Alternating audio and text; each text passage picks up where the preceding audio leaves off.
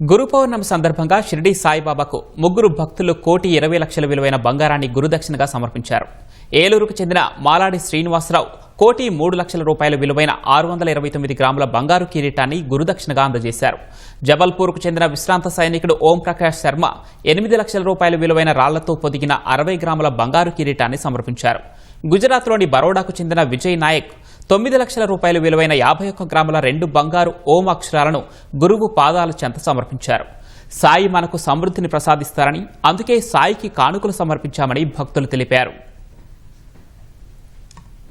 గురు పౌర్ణమి సందర్భంగా బాబాగారి సర్వస్వం, బాబాగారి దత్తాత్రేయుడు, బాబాగారి బ్రహ్మ విష్ణు మహేశ్వరులు, ఆయనే వ్యాసుడు, ఆయనే శంకరాచార్యుడు సమస్తం కాబట్టి ఆయనకి పౌర్ణమి సందర్భంగా వారికి బంగారు ముకుటాన్ని సమర్పిస్తాం.